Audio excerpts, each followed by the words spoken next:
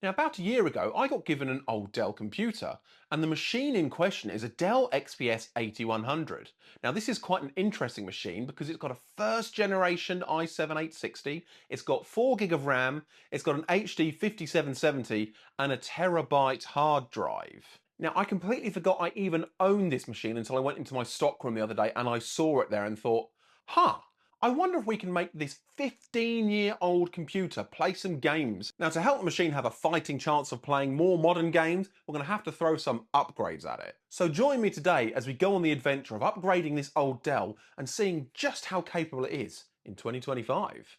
Okay, let's have a look at this absolute unit of a machine and see what is inside. Okay, so we've got a single stick of RAM, we have a spinning piece of rust down here for storage, and a light-on power supply.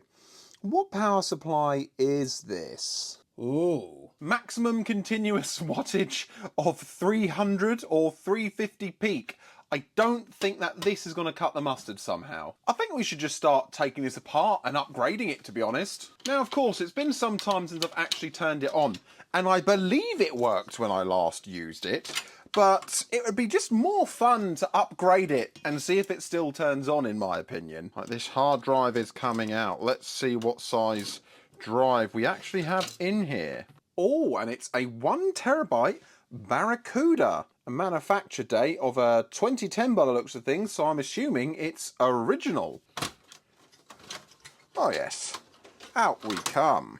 It has a single 6-pin power on it. Now, the card we're going to throw in today also has a single 6-pin power connector, but I fear that this will not have enough wattage to run this 8GB RX 480. So I think I'm going to have to change that out. Oh yes, let's start disconnecting the power supply there. In fact, while I'm at it, let's have a little look at the memory and let's see what it's got. Oh, that has got a single stick of 4GB. So of course that means we're going to have to throw 16GB of RAM in it, because why not? Oh yeah, one stick in. Oh yeah, another stick in. And I'll show this to you guys. This has already got a PCI USB 3 card in here. That's the power supply screws removed. Got to press this little thing down here and it should just... Come on. Oh yeah. Oh yes, there we go. Out we come. Now look at this, a nice properly built, hefty, weighty unit, which we're going to replace with something that's half the weight of questionable quality and reliability. Now, I joke a little bit here because I've actually had this power supply for about 5 years now. I used it in a budget gaming rig way back when, and I also used it in my home server for a while, and that was on for like 3 years straight. And it's never put a foot wrong. Also, what I liked about this cheap power supply is because it's quite small, it would fit in pre-built quite nicely and actually allow those little retention clips to click in place and hold it in. Okay, let's start plugging the power cables back in. And plug this 4-pin power connector in here. Plug the main motherboard power connector in here. Got some more cables here which we're going to use for our SSD. Now, our SSD is this brilliantly cheap thick watt unit that I picked up for like, I don't know, 20 quid. It's like a 250 gig unit. And yeah, we're just gonna just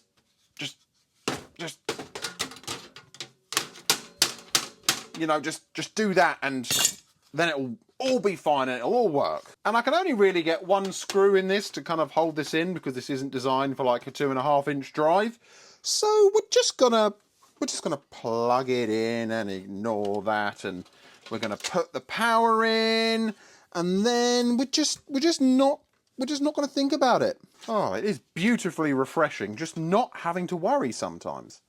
But are we going to have to worry when we put the graphics card in? And in with the RX 480. Just line up. Just do the thing. Oh yes. Oh, plugged right in. But actually, will this weird bracket fit? The answer to that is no, because it's got a side-mounted power connector. In with the USB 3 card. Now, do I do the thermal paste quickly? Do you know what? Let's have a look. Let's see if we can get this thing running as good as possible. Oh, the thermal paste looks pretty good on this. I wonder if I've already done it. I'm guessing maybe I did. Yeah, that's all fresh. Oh, never mind. Oh, let's put a dab of thermal paste on. Fan connector is in. And just like that, we're on. We've redone the thermal paste and it's all good. Right, I think we just go for gold and we just slap the side panel back on. I'm even going to go as far as putting the screw in the side panel because this baby's going to work. I just know it's going to work. All right, everybody, you can see me in the reflection of the computer. We've got it all plugged in and I think we're going to go for the first start and see if I've ruined it or not. Ooh, power light. Are we doing anything? Have we got anything happening? Oh, yes. Oh, yes. Let's go to the setup and see what we got. System info. Yep, the 860, and it is showing 16 gigabytes of RAM at 1333 megahertz. Yeah, it is showing our thick-watt drive. So I think we should put in a Windows 10 installer. Here's my Ventoid flash drive with all my boot ISOs on it. Oh, yes. Windows 10. Let's go. Okay, so Windows is now installed. We're on the test bench setup. So let's start off with one of my favorite games that I love to play, which is BeamNG.Drive. Now, if there's one thing about this game on this system I've noticed, it does take a little bit of time to load. I think the processor perhaps struggles a little bit on this game, and I'm going to demonstrate this by loading into the West Coast map. Okay, so we're taking off and we're having a little drive around. And the GPU is fairly well utilised, but it jumps around a lot on its utilisation. That's the thing. Sometimes it's reporting like 16%, things like 34, and then it goes up to 100, and then it goes down, and you know it's saying 45, 44 FPS, and oh, that's a nice big crash there. Now this is the thing that makes me wonder if there's some engine problems on this game on the older hardware, because the CPU is only at 34, 36%. The GPU is like sometimes doing nothing. And when I actually look at it in Task Manager, sometimes on this map it's like just not really doing anything at all. And this doesn't change either depending on the settings that I actually put it on. Okay, so now we've loaded into a map called GridMap V2 on the game, and if you look at the GPU usage, it's generally a lot more consistent. It's actually up there in the 90s to the hundreds for the most part, rather than kind of being really low down. And the CPU usage is about the same, but look at the FPS increase that we've got here. We're in the hundreds for the most part, especially if we look down over top, you can see that it's kind of a lot better there. And if we lock the vertical sync on this map, we're generally having a much better time in general. And it all seems fairly nice and smooth, and no real hitches or stutters. Oh yeah, what a game. Okay, so the next game is going to be a little bit of Halo Infinite. Now I've got this set to low settings with a render resolution kind of doing it optimized to keep up to about 60 FPS. And as you can see, sometimes you do get some stutters because the CPU does occasionally pull up to kind of 100% usage there.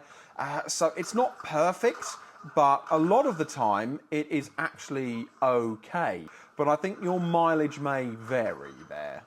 Okay, well let's move on to some games that might just be that little bit easier to play on this machine, but are still pretty popular. Now these are games I particularly play on a fairly regular basis, and one of them is Minecraft.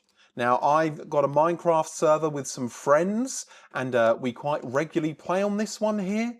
And apart from when the game is loading chunks in and there's kind of like little stutters and hitches from that, it actually runs fairly smoothly. You can see it's getting some good FPS. It's sometimes up in the 200s and things like that. And if I cap the frame rate to 60 here, and if I put VSync on, you'll see that we're actually kind of doing all right. The GPU isn't really doing loads, and for the most part, we're running pretty stable. We'll go down into some of the mines, and yeah, we're actually performing pretty well here. So Minecraft on this old machine with the RX 580 on the latest version that is as well, and everything up on high, pretty good, pretty good. Okay, and the next game that I want to try, which is old but also new, is Grand Theft Auto 5 Expanded and Enhanced. Now, out of the box, setting-wise, this suggested the high settings, and that did work mostly well for the prologue, and it generally works fairly well now. But I did turn things down that were on there listed as very high to just high to see if I could get a few more FPS back. So as you can see here, we are for the most part locked in at 60 FPS with occasional dips down to about 50 to 55. Now the graphics card for the most part is pretty much used to its full potential. As you can see, it mostly sits at 100. As I've also said, I'm not entirely sure how good the reporting from MSI Afterburner is at all times, but I do think we are in some scenarios a bit CPU limited, because as you can see, the CPU is sitting up there about the 90%, and I have seen it up to 100 before, and some spikes like that. Now I haven't tried GTA Online at all, because GTA Online is generally way more processor intensive, and I just get the feeling that it won't work properly. Okay, and we're going to take things back to 2013 with Tomb Raider.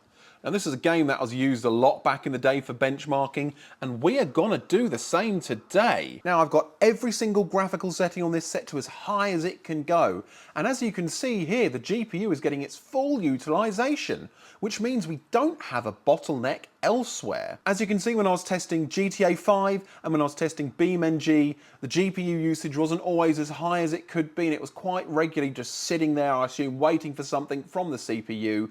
But because this is a game of the era where this machine would have been new and still in its prime, yeah, the CPU is having no problems with this at all. I mean, look at this. We're doing over 100 FPS right now. So this card is happy. This CPU is happy with this game. And look at that, an average FPS of 98.2, a max of 130, and a minimum of 76. And of course, it wouldn't be a system test by me if we didn't play just a little bit of Unreal Tournament 2004. Oh yeah, look at all that beautiful frames per second.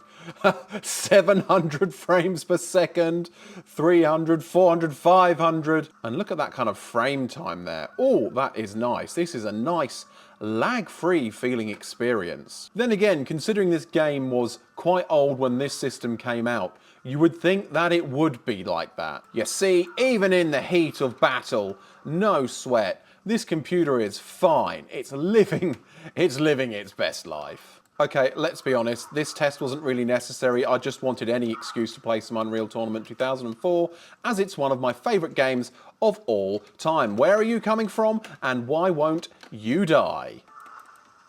That'll do, that'll do. Well, I have to say that was quite an interesting experience. It did a little bit better than I thought it would, but in many regards it did just as bad as I thought it probably would. You know, back in the day, the i7-860 was a great processor for its time, but I remember it being handily beaten by the Sandy Bridge equivalent, the 2600K and the 2700 and all that, and it was such a jump to second generation. And I think that is why the second generation Core i7 was regarded so widely as one of the best gaming CPUs out there, a proper true GOAT, and the first generation one was quietly overlooked. Now, I'd have liked to have tried some more games on this thing, but I just didn't have the time to wait around for it to actually download them. One of the issues you have is on Steam that it just couldn't unpack the games quickly enough because of the CPU hardware limitations, and it was only downloading about 300 megasecond, and I've got a gigabit internet connection here, so it was very painful. And sometimes it would say games would take 5 hours to download and install, and I just didn't have the time. But for now, I just want to say thank you for watching my videos. My name, as always, is Will. This has been another random tech video, and I'll see you guys in the next one.